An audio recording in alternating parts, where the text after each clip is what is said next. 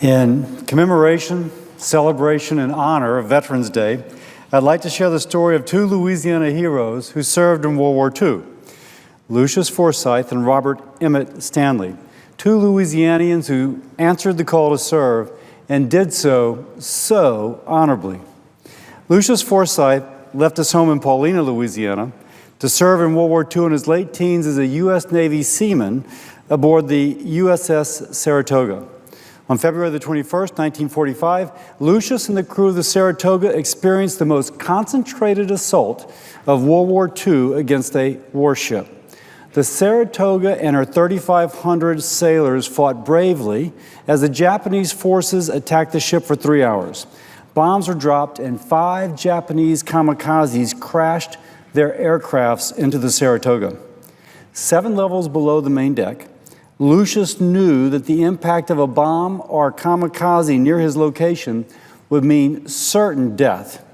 Ignoring the danger, Lucius continued to work in the compartments adjacent to the ammunition stockpiles. 125 members of the Saratoga lost their lives that day.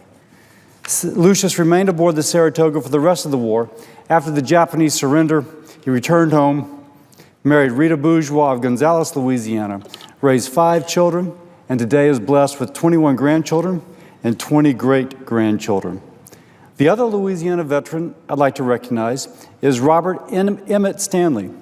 Born in New Orleans in 1923, Emmett left home shortly after graduating from high school to serve the United States. He enlisted in the Navy Reserve in 1943 and served as a seaman first class on the USS Luce.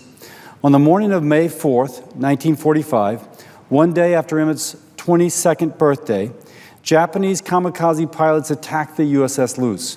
Emmett was knocked to the deck as shrapnel pierced his scalp through a steel helmet and fragmented pieces went into his legs. He still feels pain from those injuries today.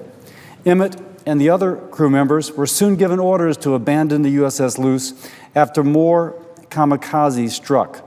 Emmett swam 40 yards away from the sinking ship to avoid being sucked under by the waves, but a second explosion forced more shrapnel into his stomach. Out of the 312 men on the USS Luce, 126 were killed in the attack. Although eligible then, Emmett did not receive his Purple Heart until October the 17th of this year, when he was the honoree at the U.S. Navy birthday ball. He was thrilled to be surrounded by his entire family.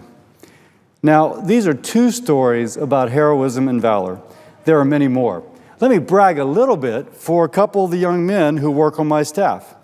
One young man, Chris Anderson, enlisted in the Army after completing his college education. He could have pursued business or graduate school, but Chris wanted to serve our country on the war on terror. He did so bravely and honorably in Afghanistan, clearing ordnance. Can you imagine what his mother thought every night, knowing the job he had? And now he's a tireless advocate for VA reform so that those he served with can get the care they need and deserve. Another member of my staff back in Baton Rouge, Michael Eby, served in the Louisiana National Guard for 9 years and was awarded the National Defense Medal and the Louisiana War Cross. To Lucius, Emmett, Chris, and Michael, and all who served and serve now, thank you for your service. This Veterans Day and every day, we remember your sacrifices, courage, and dedication, ensuring that our children, their children, we all can live in freedom in the greatest nation in the world. May God bless you, your families, and the United States of America. Thank you, Mr. President. I yield back. President.